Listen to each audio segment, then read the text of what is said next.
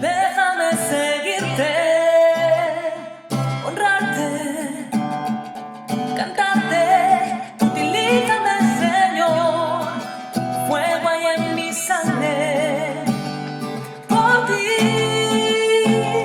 por ti. Hay una fuerza sobrenatural. Nunca te alejes de Él, nunca.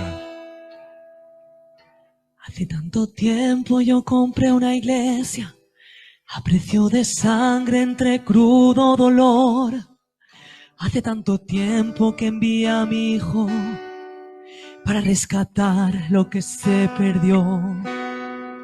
Hace tanto tiempo que estoy deseando esa humilde entrega de un adorador que solo se postra ante mi presencia y no a las ofertas de una posición.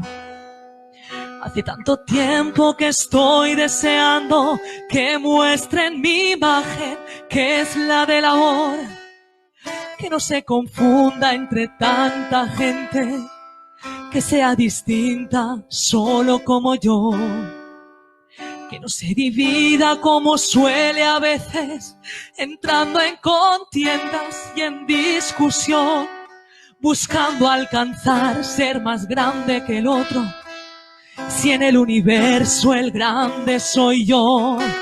Yo quiero una iglesia que me dé la gloria y procure la unión. Yo quiero una iglesia que sane al herido, que rompa cadenas, liberte al cautivo, que aclare la mente al que está confundido y que hable verdad. Yo quiero una iglesia que con su mirada le brinde esperanza al alma angustiada. Yo quiero una iglesia que sane la herida de la humanidad. Yo quiero un rebaño donde mis ovejas se sientan seguras y llenas de paz, donde mi palabra sea su alimento, allí quiero morar.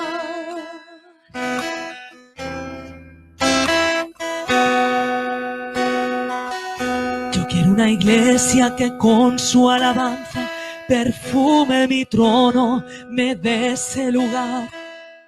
Una iglesia que sepa hacer diferencia entre el bien y el mal. ¿Dónde está la iglesia que fue perdonada y que fue librada del castigo atroz?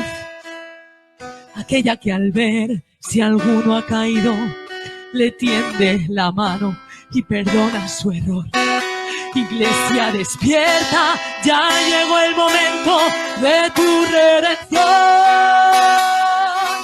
Yo quiero una iglesia que sane al herido, que rompa cadenas, liberte al cautivo, que aclare la mente al que está confundido y que hable verdad. Yo quiero una iglesia que con su mirada le brinde esperanza al alma angustiada. Yo quiero una iglesia que sane la herida de la humanidad. Yo quiero un rebaño donde mis ovejas se sientan seguras y llenas de paz, donde mi palabra sea su alimento, allí quiero morar. Muchas veces la palabra cae en grupo y la palabra cuando cae en grupo parece como si no fuera para nosotros. Pero tú tienes que entender que la palabra viene directa para cada uno de nosotros. Y no solamente para los que estáis al frente, sino la palabra viene para mí también directamente. O sea que la palabra no solamente le habla a los que están sentados en las bancas, sino que también tiene que hablarle al pastor. Porque eso es algo esencial. Y la semana pasada hablemos de lo importante que era el que nosotros seamos hombres y mujeres con fruto. Y yo quiero seguir con el tema. Y el tema de hoy es ganadores de almas, la gran comisión. ¿Cómo ha olvidado la Iglesia? ¿O cómo olvida la Iglesia lo fundamental, lo que dejó escrito el Señor, que fue el mandamiento, que nos ha dejado? Y es lo que realmente tiene que estar funcionando en cada uno de nosotros. Nos olvidamos de que Él vino a buscar y a salvar lo que estaba perdido. Nos olvidamos. La Iglesia se olvida, la Iglesia tiende a entrar en mucho conocimiento, en mucha teología, se pelea por doctrinas, se enfadan unos con otros, que si lengua sí, que si milagros no, que si yo qué sé, tantas cosas. Y al final olvidamos lo esencial, al final olvidamos lo más importante, al final olvidamos lo que el Señor dejó, porque Él amó de tal manera a este mundo que lo vio perdido. Y cuando algo se pierde, tendemos a buscarlo. Y es importante que entendamos que tú y yo hemos sido llamados a buscar lo que se había perdido. Si eso no está en nosotros, hemos perdido el norte. Cuando adoramos como iglesia, cuando nos reunimos como iglesia, estamos aquí para ser ministrados y para aprender cuál es nuestra misión y poder hacerlo mucho mejor cada día. Pero si olvidamos lo fundamental, no sirve de nada. El reunirnos una semana y otra semana y otra semana y otra semana, calentando simplemente las bancas, no sirve para nada. Al final todo eso queda como algo rutinario y hemos cambiado la religión católica o hemos cambiado la religión evangélica o hemos cambiado la religión que teníamos por algo que sigue siendo religión. Entonces, donde tú creces, donde tú te manifiestas, donde tú das fruto, donde tú empiezas realmente a desarrollarte como creyente, como cristiano, es cuando tú empiezas a ayudar a los demás. Ayer contaba Manolo, el gitanico que tenemos, el hermano de la guitarra, cómo él bajó a la Rambla y se encontró con un chico borracho que estaba muy mal. Y el borracho, como conoce a Manolo, le lloraba y le suplicaba y le decía: ponme las manos,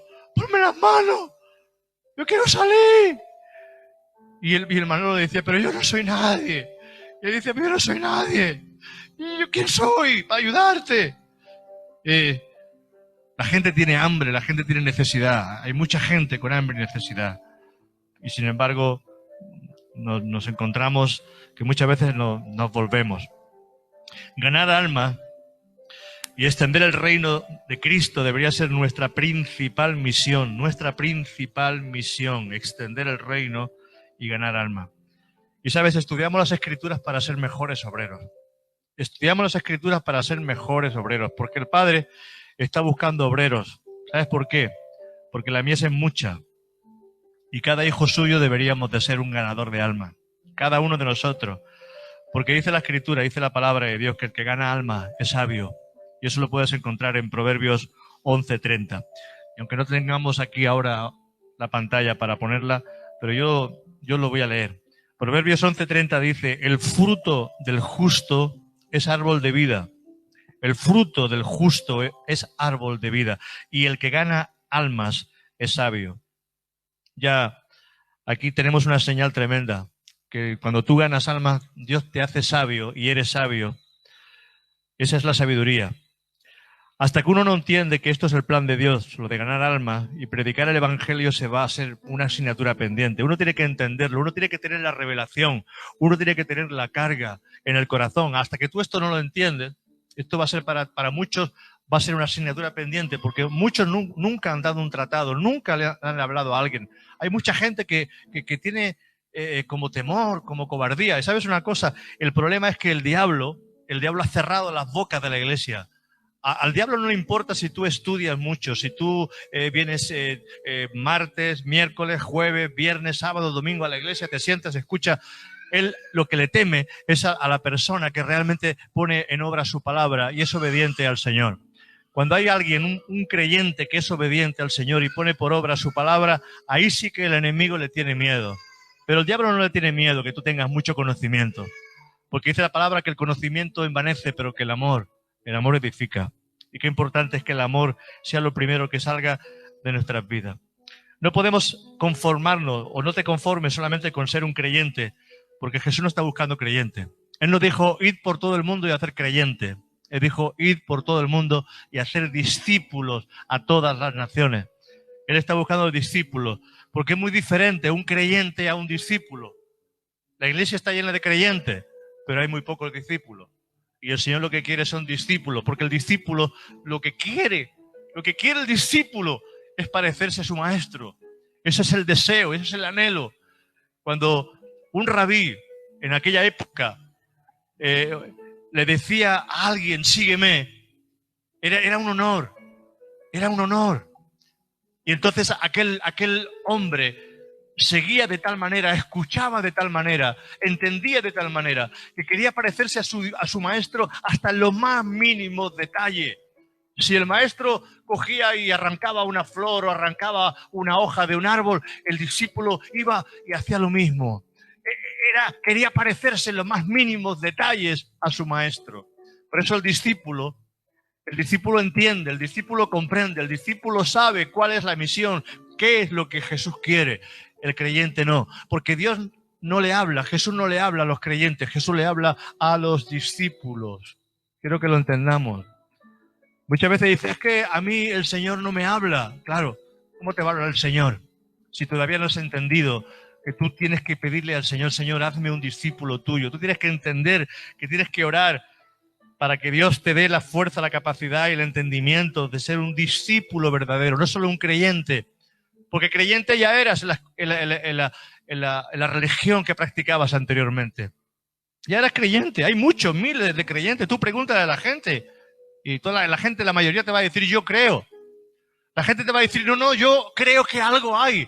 No, yo soy católico, yo soy romano y apostólico. No, yo soy testigo de Jehová. No, yo soy mormón. No, yo soy metodista. No, yo soy bautista. No, yo soy... La gente cree. Yo creo, yo soy del Islam. Yo creo en Alá. ¿Cuánta gente cree? Pero los discípulos de Jesús saben cuál es la misión a la que Dios los ha llamado. Y sabes una cosa, Jesús trata con discípulos, enseña a los discípulos y envía con poder a los discípulos. Tres cosas. Jesús trata con discípulos, no trata con creyentes, trata con discípulos. Enseña aparte a los discípulos. Quiere decir que aparte, dice la palabra, y aparte a sus discípulos les enseñaba lo que significaban las parábolas. Porque había una comunicación, había un entendimiento, había una comunión profunda con el discípulo. Con el creyente no. El creyente simplemente se queda porque tienen oídos y no oyen, porque tienen ojos y no ven, porque no practican su palabra, porque si lo hacen, y si no hacen, se quedan tan pancho y tan igual. Pero, hermano, el discípulo no. El discípulo llora con el maestro. El discípulo intercede con el maestro. El discípulo obedece como Jesús obedecía al Padre y obedece al maestro. Y hay que hacer el cambio. Hay que hacer el cambio. Hay que pedir a Dios que nos dé capacidad y el deseo de seguirle. Uno tiene que levantar la mano y decir, Señor, heme aquí. Envíame a mí, Señor. Porque la mies es mucha, los obreros son pocos. He aquí, Señor, yo quiero ser parte, Señor, del reino. Mateo 10:37. Mira lo que es el discipulado.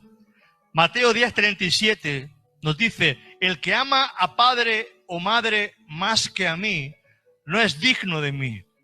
El que ama a hijo o a hija más que a mí, no es digno de mí. ¿De qué manera tenemos que amar a Jesús? Porque Él dijo, amarás a tu Dios con todo tu corazón, con toda tu alma y con toda tu fuerza, y lo amarás a Él más que todas las cosas. Hermanos, Jesús tiene que ser lo primero en nuestras vidas. Y Él dijo que no puede haber un amor más grande en nosotros que el amor de Jesús. Luego en Lucas 14:26 aquí lo pone de una forma que hasta hace daño y a veces parece como si se contradice la palabra. Porque la palabra dice, honra a tu padre y a tu madre. Pero vamos aquí a Lucas 14, 26, y mira lo que nos dice el Señor aquí en su palabra. Si alguno viene a mí, y no aborrece a su padre y a su madre, mujer e hijos e hermanos y hermanas, y aún también su propia vida, no puede ser mi discípulo. ¿Sabes lo que está diciendo el Señor aquí? No es que aborrezcas a tu familia. Lo que está diciendo es que no pongas en primer lugar a tu familia, sino que pongas en primer lugar a Jesucristo tu Señor. Eso es lo que está diciendo en la traducción real y verdadera. Porque la palabra aborrecer en su traducción original es poner en primer lugar. El discípulo honra a Dios y lo pone siempre por cabeza. Lo pone siempre delante. Eso es lo que hace el discípulo de Jesucristo. ¿Sabes? Jesús está viendo los campos de trigo para ser cosechado. Él dice en su palabra, vosotros decís que faltan 3 o 4 meses para la siega. Pero aquí yo veo los campos ya que están blancos para la siega. La gente ya está preparada. Tú imagínate, ese campo de trigo ya preparado para segar. Pero Jesús está viendo allí al fondo una gran tormenta que viene, y si esa tormenta descarga todo lo que trae, va a arruinar toda la cosecha. Y todo el trigo se va a perder. Y toda la cosecha de todo un año se va a perder. Y eso es lo que está diciendo Jesús. Se va a perder la cosecha. Los campos ya están blancos. Y hay que buscar obreros y segadores porque la mies es mucha. Hay que trabajar. Hay que ir a la mies.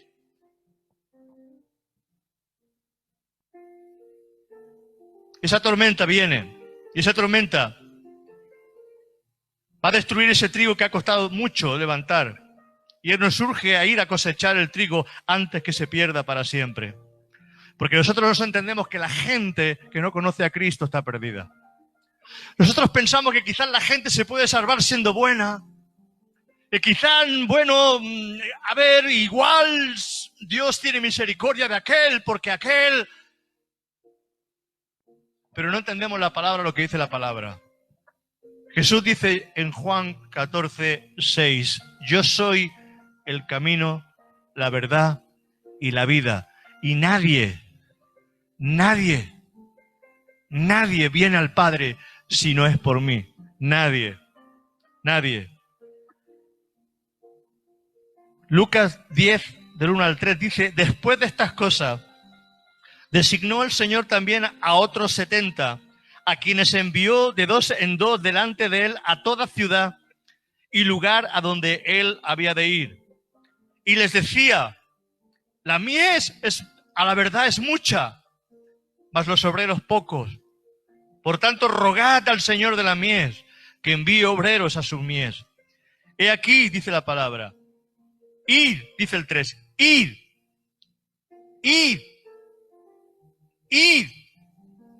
He aquí yo os envío como corderos en medio de lobos. Pero le dijo, id. Pero tened en cuenta que os voy a meter en un problema. Porque tú eres un problema cuando predicas la palabra de Dios y cuando hablas de Jesús. Tú eres un problema si obedeces a Dios. Y el diablo va a ir a por ti. Va a hacerte daño. Y tienes que aprender a cubrirte en oración. Tienes que aprender a estar intercediendo, buscando el rostro del Señor. Tienes que aprender que todo aquel que busca y quiere vivir piadosamente va a padecer persecución. La gente está perdida. La gente está perdida. Tienes que entenderlo. La gente está perdida. Y la Biblia dice que está muerta. No solamente dice que está perdida, sino que está muerta en delitos y pecados. Están vacíos, ausentes de Dios, sin esperanza. ¿Y sabe lo más triste de todo? Es que ellos no se dan cuenta de que están en esa situación. Ellos se piensan que están bien. La gente necesita encontrar el camino correcto y la luz de Jesús. Y necesitan encontrar a alguien que los guíe. ¿Sabes? Yo no sé si te has encontrado alguna vez perdido. O como padre alguna vez te se ha perdido tu hijo o tu hija. Yo no sé si lo has experimentado. Yo me acuerdo que Monse y yo una vez estábamos en Mura. te acordarás, Monse. Estábamos en Mura, en casa de un hermanito. Y las niñas estaban jugando, Eva estaba jugando a pelota en la calle. Se fue a jugar a la calle, a pelota. Y como las calles allí en Mura son así cuesta abajo, la pelota se fue. Y ella se fue buscando la pelota. Y la pelota no sé dónde fue, porque al final ella se desorientó y se perdió. ¿Tú sabes lo que significa perder a tu hijo o a tu hija que no sabe dónde está? Y venga a preguntar, y venga a buscar, y venga a buscar, y al final creo que te trajeron a alguien a la casa, ¿verdad? Alguien te guió a tu hogar. Pues eso nos pasa a muchos creyentes, a mucha gente que está en la calle, están perdidos y necesita a alguien que los coja de la mano y que les diga dónde está el camino real y verdadero. Encontramos a la palabra como Jesús se pierde. Como Jesús se pierde. Estaban en el templo, estaban de fiesta y los padres vuelven otra vez a su lugar de origen, al sitio donde ellos estaban, quizás a Nazaret. Y pensando que estaba juntamente con ellos, cuando se dan cuenta, habían perdido a Jesús. Y empiezan a buscarlo. Y a buscarlo 3 días. A buscarlo. Y cuando lo encuentran que estaba predicando con 12 años en el templo a los ministros, a los sacerdotes, a los que tenían la doctrina. Y se admiraban de la doctrina de un niño de 12 años. Pero cuando la madre lo ve, dice: hijo mío, ¿por qué nos has hecho esto? Te hemos buscado con angustia. Y es así, hay que tener angustia para buscar a los que están perdidos. Porque la gente, cuando no tiene angustia, no tiene carga, no se puede orar. Tú no puedes orar por la gente que no amas. Es imposible. Esa oración no llega al techo. Tú no puedes orar por la gente que no. No. Tú oras cuando es de tu carne, y cuando es de tu sangre, y cuando es algo tuyo, cuando te toca. Y si realmente es una oración sincera y verdadera y real, te rompes, te quebrantas, lloras, ayunas, pataleas, chillas, gimes, porque te pertenece, porque es algo tuyo. Pero cuando es algo que no nos toca, pero cuando entendemos que eso es algo real y que la gente necesita a Cristo y eso te lo ha puesto el Señor, entonces te viene ese compugir de corazón. Y sabes, había un predicador en África que lo enviaron, un misionero. Una iglesia anglicana de Inglaterra envió un misionero a África. Y ese misionero estuvo predicando el evangelio allí en las tribus durante meses y meses y meses, y ya cansado, no sabía ya qué hacer, envió una carta a su congregación, a sus pastores, y le dijo: no sé qué hacer ya. Creo que me voy a volver. No he ganado ni un solo alma. Lo he intentado todo. Y recibió al cabo de 1 mes y medio, las cartas tardan en llegar, recibió una respuesta. Y la respuesta era: pruébalo con lágrimas. Cuando él empezó a llorar y a clamar y a gemir por aquella gente, la gente empezó a convertirse y a entregarse a Jesús. ¿Sabes? Los jóvenes en aquella época, hablo de cuando Monse y yo estábamos con la juventud, nos reuníamos a las 8 de la mañana. Al principio en un cuartito que era más pequeño quizá que el despacho ese que tengo yo ahí. Y a las 8 de la mañana yo me iba a las 7 a buscar a todos los jóvenes y hacía un rodeo con un 600. Y metía hasta 11 personas en un 600, dando vueltas por toda Tarrasa para ir a buscar a los jóvenes. Y nos metíamos en aquel cuartito y allí empezábamos a gemir, a llorar, a interceder y a clamar por la juventud. Porque Dios había puesto una carga tremenda por los jóvenes. Me acuerdo que cuando entraba allí, entró una vez una chica que no era creyente, pero su hermano la trajo a la iglesia por primera vez. Y como el hermano venía a la intercesión a las 8, la trajo a las 8 de la mañana y la metió allí en la intercesión. Esa chica sin conocer nada, Esa chica cuando se sentó allí recibió automáticamente el bautismo del Espíritu Santo. Ella entra en una conversión sobrenatural. Cuando vio todo aquello y el gemir que había allí, el Espíritu Santo vino sobre ella y la bautizó en lengua, como pasó cuando Pedro estaba con Cornelio, en la casa de Cornelio. El Espíritu Santo vino y la bautizó sin que nadie le pusiera las manos. Nos íbamos a las 8 de la mañana, más adelante nos fuimos al terreno que se llama el terreno de la María, arriba, aquí en Las Martinas. Y allí subíamos, y desde allí se veía toda Tarrasa. Allí levantábamos las manos, orábamos por la ciudad. Nos metíamos luego dentro de aquella casa, y allí en aquella casa empezábamos a gemir y a llorar por los jóvenes. 30, 40 jóvenes allí llorando, intercediendo de rodillas, clamando, llorando por otros jóvenes. Yo no conozco otra manera de mover el corazón de Dios y de mover el corazón del Espíritu Santo, sino que es cuando intercedemos de corazón y derramamos lágrimas por ellos. ¿Sabes? El mundo está perdido, el mundo está desorientado. Y yo no sé, ellos se sienten bien, pero ¿sabe? Dice la palabra en Proverbios 16, 25, que hay camino que le parece derecho al hombre, pero su fin es camino de muerte. Le parece derecho, hay caminos que al hombre le parecen derechos, pero al final son caminos de muerte. A los islámicos les parece camino derecho. Alá es el camino. A los budistas les parece que el camino correcto es Buda. A los de Confucio, a los japoneses, a los hindúes, que tienen miles y millones de dioses, les parece que el camino correcto, pero están perdidos. Pero cuando se le presenta a Jesús con el corazón, y cuando Dios toca, porque es por medio del Espíritu Santo, porque no eres tú no puedes ir solo a predicar, porque si tú vas solo a predicar o vas solo a compartir el Evangelio, no hay resultado. Pero cuando tú vas acompañado de la unción del Espíritu Santo, porque tú has clamado, porque tú has orado, porque tú has gemido, porque tú has llorado, porque tú te has interesado por la gente, entonces tú no vas solo, tú vas con la unción del Espíritu Santo. Porque ellos van a ver en ti el amor de Dios. Ellos no van a ver palabras, ellos van a ver a un Dios maravilloso en tus palabras. Hay palabras que están huecas, pero hay palabras que están llenas del amor de Dios. Hay palabras que realmente entran en lo más profundo del corazón, porque el corazón de las personas está cerrado, porque dice que el diablo ha cegado el entendimiento para que no le resplandezca el Evangelio de Cristo.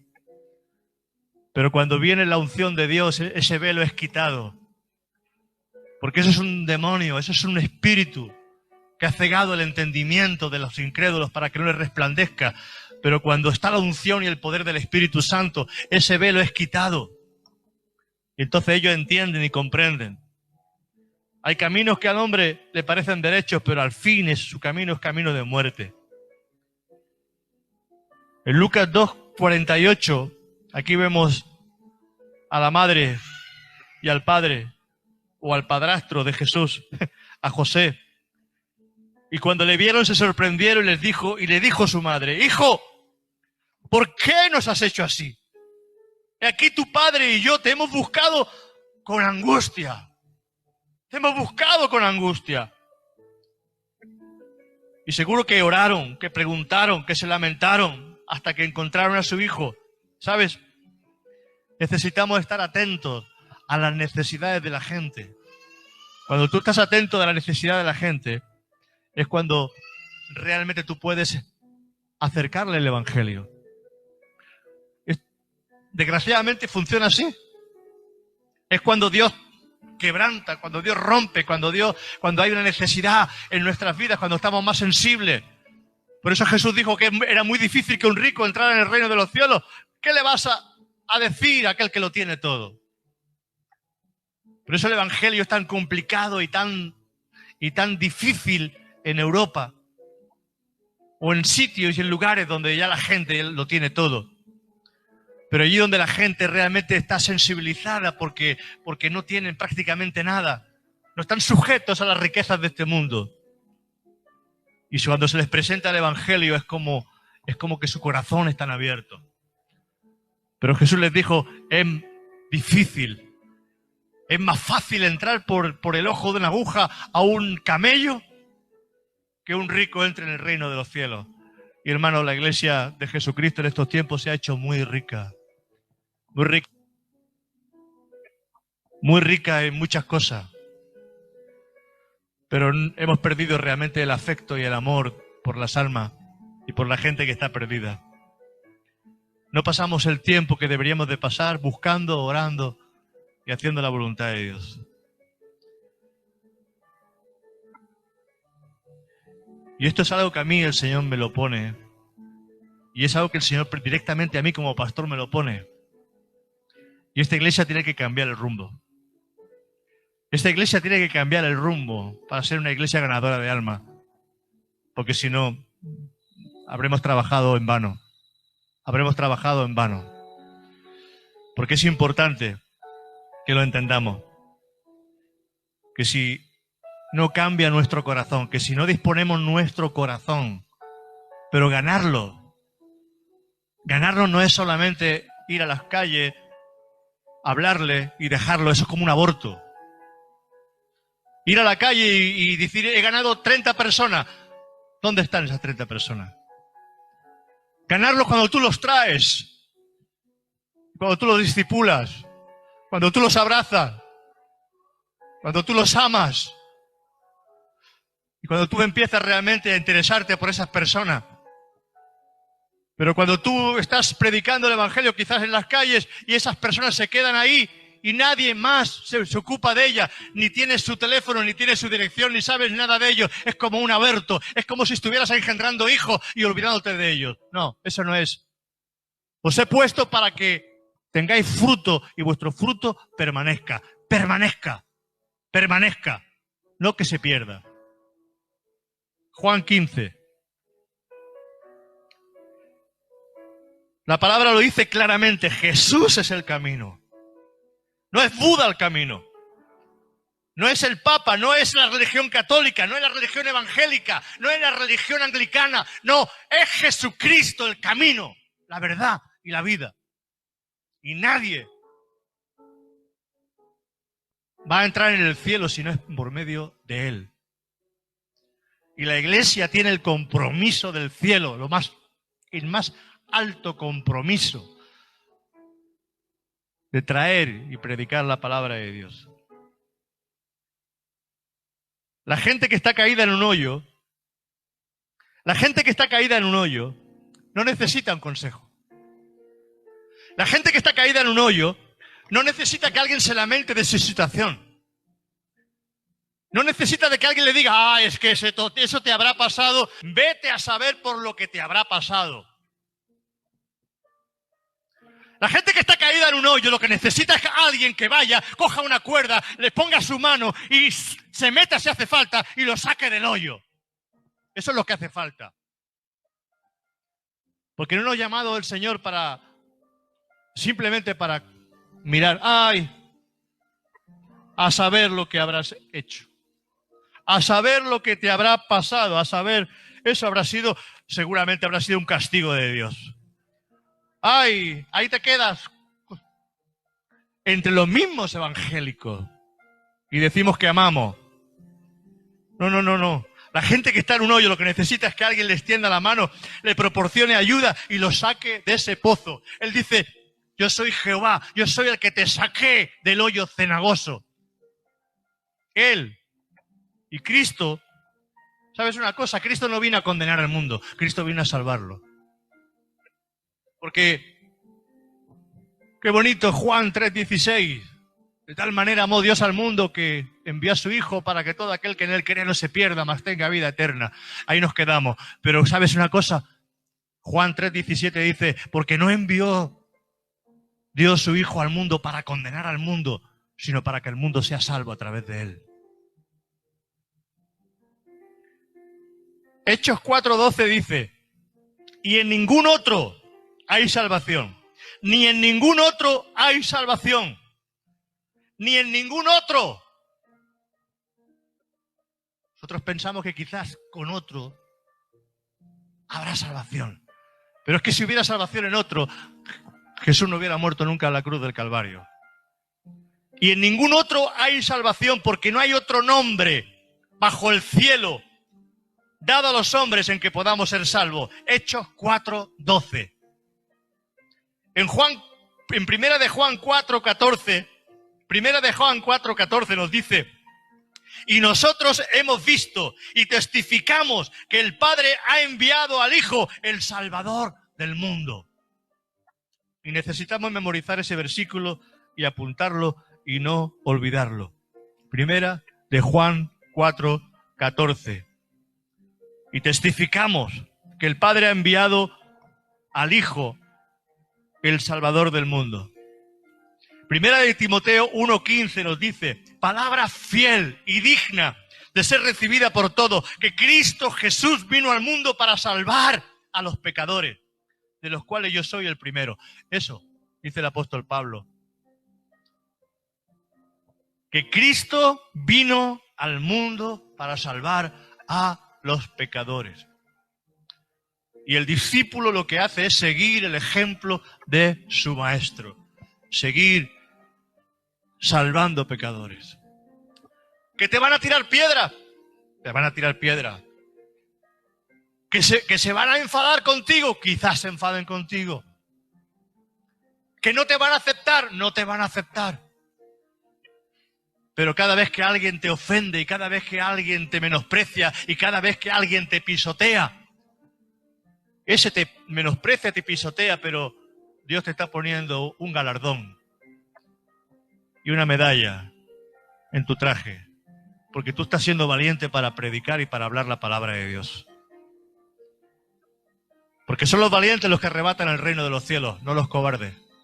Los valientes arrebatan el reino de los cielos. Los valientes.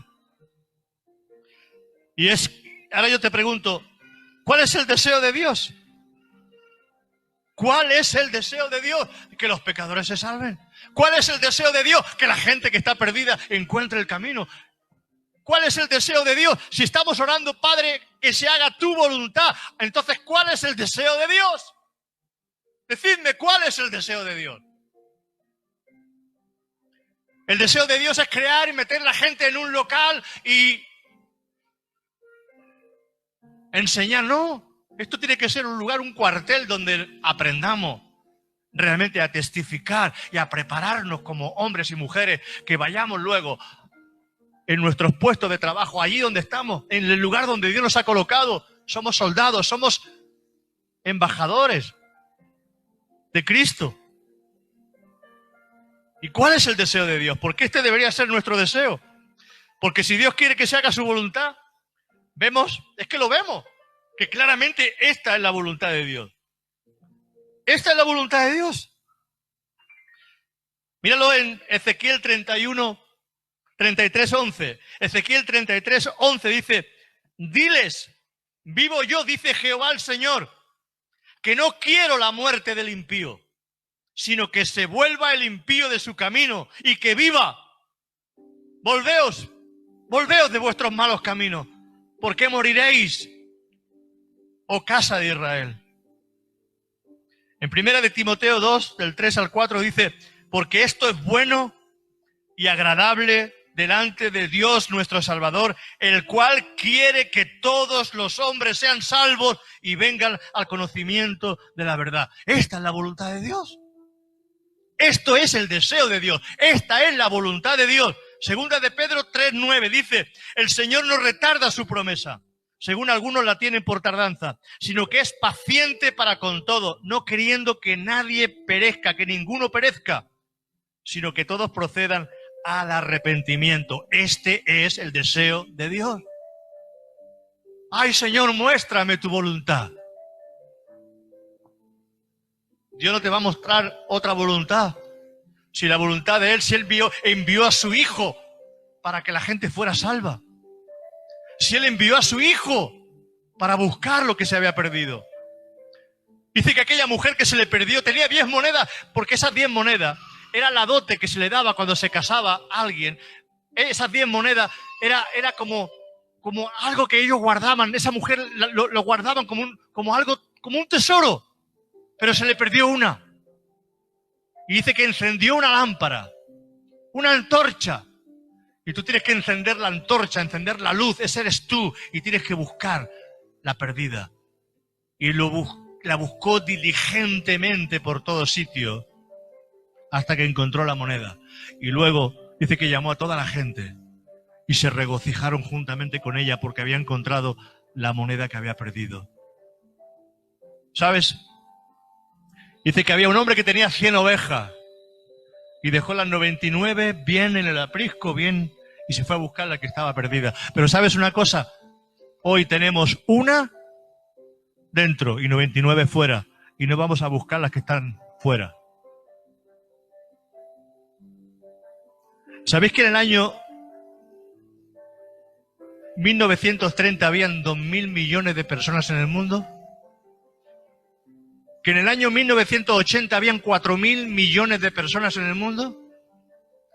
Y que actualmente hay casi 7.000, si no llegamos ya a los 8.000 millones de personas en todo el mundo. Y Jesús dice, y este evangelio será predicado en todo lugar, y a toda la gente, y en todos los pueblos, y entonces vendrá el fin. Pero ¿sabes una cosa?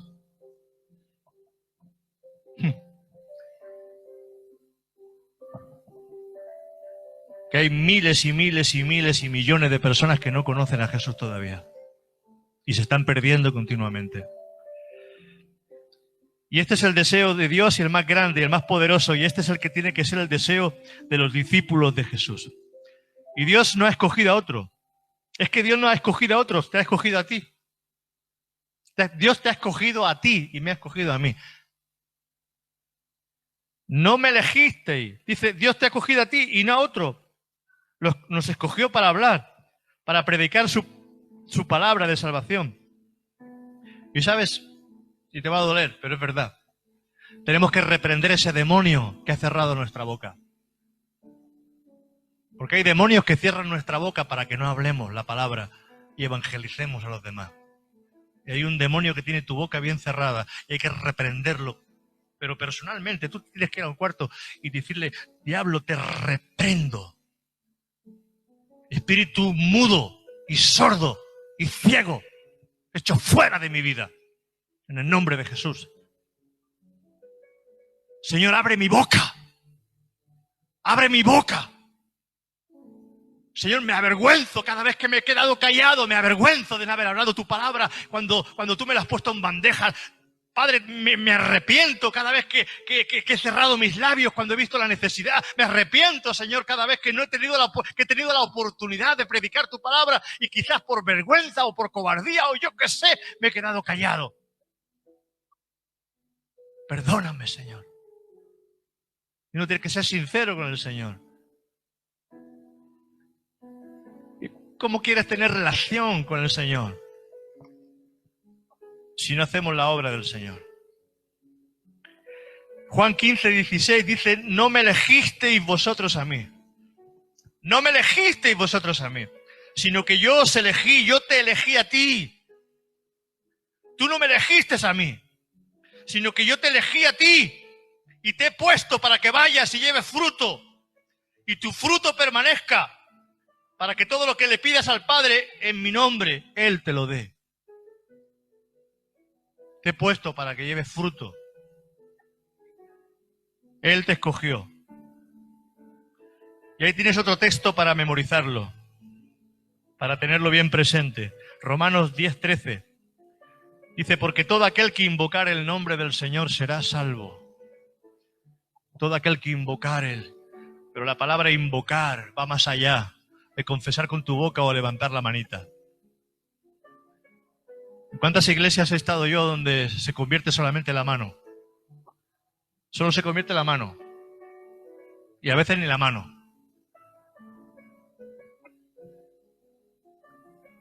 Qué vergüenza, ¿verdad?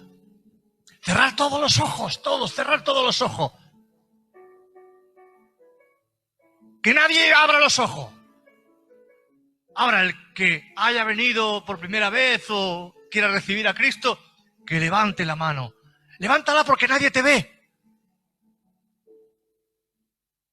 Ah, gracias por levantar la mano. Ya podéis bajarla.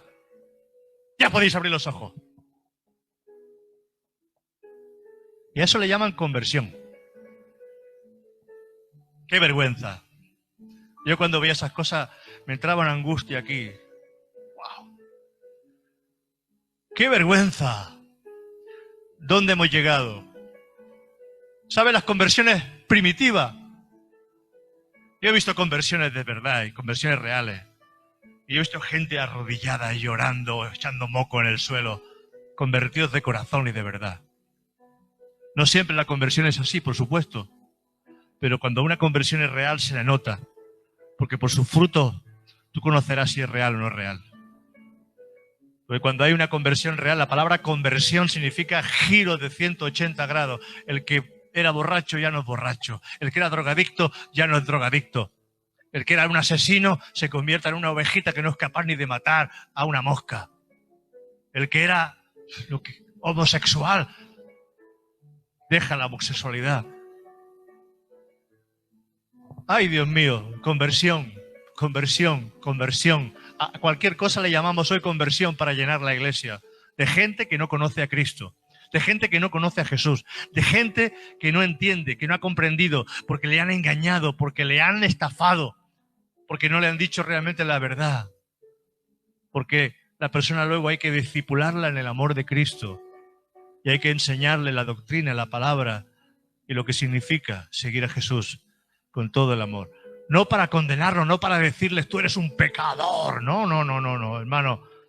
Yo los he visto predicando en las Ramblas. ¡Pecadores! ¡Arrepentidos, que vais al infierno! A mí me daban ganas de salir corriendo. Y eso que estoy convertido. Se creían Juan el Bautista. ¡Juan el Bautista! Dios mío, Juan el Bautista solo fue uno y en aquella época era el lugar, quizás era el momento. Pero yo no veo a Jesús haciendo eso. Yo no veo a Jesús en una plaza diciendo a la mujer samaritana, no se van al pozo, le dice, ¡eres una! No, habla con ella, con amor. Y no la condena, le dice, has tenido 5 maridos, el que tienes ahora no es tu marido. ¿Con qué cariño, con qué amor, con qué habilidad, con qué sabiduría le dice lo que tenía que decirle? Nos tiene que dar gracias, Señor, para decirle a la gente en su cara lo que es. Y al mismo tiempo que la gente se dé cuenta, pues sí que es verdad. Sí es que es verdad. ¿A cuenta de qué iba esa mujer al mediodía a buscar agua al pozo cuando la gente iba por la mañana temprano, cuando no daba tanto el sol? Porque en Israel, hija mío, a las 3 de la tarde, en Israel, si no estamos a 45 grados, ¿y quién va a buscar agua a la fuente de Jacob, que quizás estaba fuera de Samaria a un par de kilómetros o 3? ¿Quién va a la fuente a buscar agua a esa hora? Pero es que le tenía una manía a esa mujer, porque robaba a los maridos de todo el mundo. 5 maridos tenía y el que tenía ahora era 6. Y no era su marido. Y esa mujer le dice, me parece que, fíjate, ella reconoce su pecado, reconoce su error. Me parece que tú eres profeta. ¿Ah? Es que el Señor cuando vas a predicar, yo me acuerdo en cierta ocasión, estaba predicando, iba yo solo. Y había una chica sentada en un portal de un edificio. Y estaba así un poco, digo, ¿qué te pasa? Digo, ¿te ha dejado el novio? Me dice, ¿y tú cómo lo sabes? Digo, no.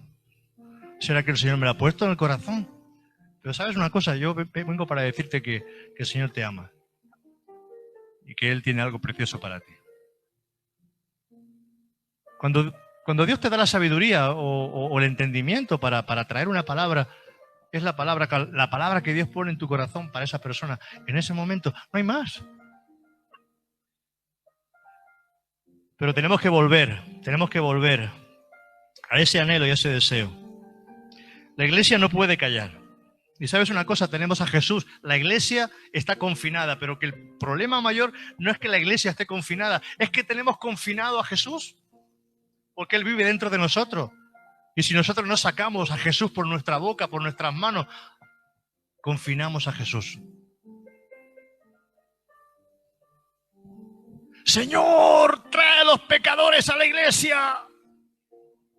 Es como decir, coge la caña y ponte a pescar en tu bañera. Uy. Qué tonto, ¿verdad? Nadie se pondría a pescar en la bañera, ¿verdad? Tienes que ir donde están los peces. Y no le diga al Señor, Señor, trae a los pecadores. No, ve a buscar a los pecadores. Es que oramos cosas que no corresponden. Y cogió 70 y los envió a echar fuera demonios, a sanar a los enfermos, a limpiar a los leprosos, a resucitar muertos. Y vinieron gozosos diciendo, Señor, aún los demonios se nos sujetan. Y Jesús les dijo, pues si eso es lo normal, ¿no? Os regocijéis en que se os sujetan los demonios, ¿no? En que hayan maravillas y milagros. No, regocijaos en que vuestro nombre esté escrito en el libro de la vida. ¿Para qué quieren la unción? ¿Para qué quieren la unción?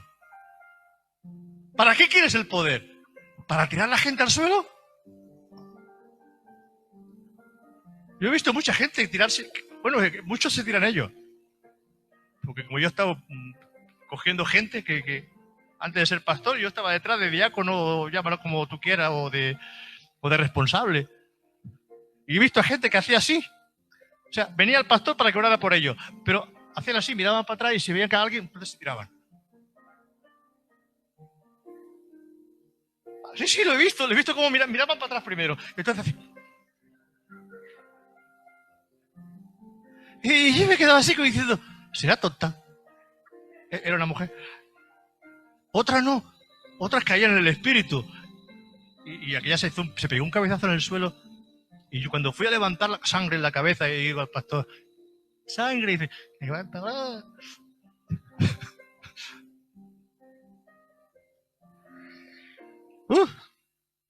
Sí, pero si cayeras al suelo y cambiaras, pero si es que muchos se caen al suelo 20 veces y siguen siendo las peores personas. No han cambiado. El poder del Espíritu viene para que nosotros seamos testigos. Y me seréis testigos. Y enviaré mi Espíritu. Y recibiré mi Espíritu. Y me seréis testigos. El Espíritu Santo no es para que tú tiembles o para que tú estés ahí manifestándote o para que tú seas la estrella. No, no. El Espíritu Santo es para que testifiquemos y os daré poder. Y recibiréis poder. Y seréis mis testigos. ¿Sabes? La iglesia no puede callar. Y acabo. 5 minutos. La iglesia no puede callar. Si tú callas, Jesús calla. Pero cuando tú te mueves, Jesús y Dios se mueve juntamente contigo. Dios se mueve juntamente contigo y Dios te respalda. Cuando tú hablas, cuando tú te mueves, cuando tú predicas, cuando tú haces la obra, entonces Dios te pone ángeles y te pone un respaldo angelical y te trae esa unción que tú necesitas. Y eso va a un aumento. Pero si no hacemos nada, no hay unción, no hay poder, no hay capacidad, solo poco a poco la iglesia se enfría. Si tú no quieres enfriarte, como creyente, lo que tienes que hacer es empezar a hacer la obra del Señor. Y es predicar su palabra. Y es empezar a predicar. Porque pensamos que predicar es solamente para el pastor, para el responsable, para el evangelista o para el que tiene el don. No. Esto es para todo discípulo. Esto es para todo aquel que es discípulo de Jesucristo. Para todo aquel que ha conocido a Jesús. Es la responsabilidad nuestra. La iglesia no puede callar. ¿Sabes? Si David no se hubiera levantado, ese gigante que había, que por 40 días, dice que empezaba a traer una palabra y la gente sabe lo que hacía el pueblo. Y los soldados que estaban allí veían al gigante y pasaban del gigante. Veían al gigante y pasaban del gigante. Jugaban a las cartas, estaban haciendo su obra. Dadme uno y si lo venciere, seremos vuestros siervos. Pero si yo lo venzo, seréis siervos nuestros. La gente no se atrevían. Y así nos pasa. Hay un gigante delante de nosotros que tenemos que vencer. Pero tiene que levantarse hombres valientes como David. que reten.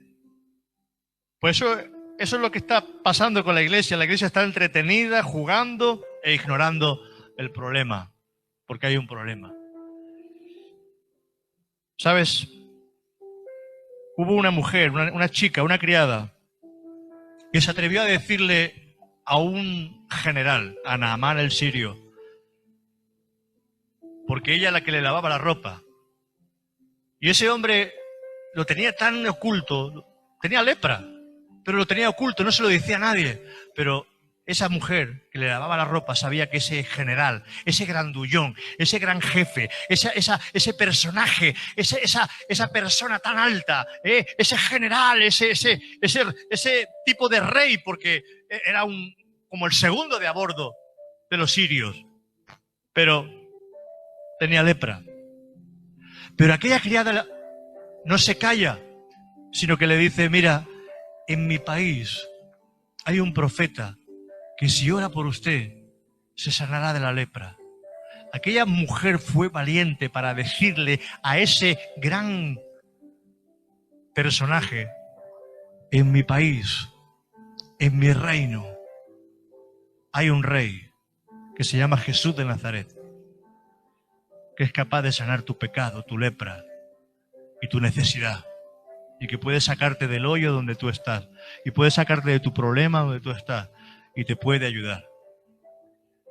Tenemos que buscar las oportunidades y las maneras de poder meter a Jesús en medio y dejarlo en el lugar que Él se merece, como iglesia que somos. Y entonces Jesús va a salir por la iglesia. Va a salir por la iglesia. Cuando empiece a predicar el Evangelio, Jesús se va a manifestar de una manera diferente en la iglesia. Se manifestará de diferente manera en la iglesia. La iglesia no puede dormir. La iglesia no puede dormir. De culto tras culto y cultico, y vamos al cultico, y vamos a otro cultico, y de cultico a cultico, y tiro porque me ha tocado. Como la oca. No. Hay que invitar a la gente. Aunque no nos escuchen, hay que invitar a la gente.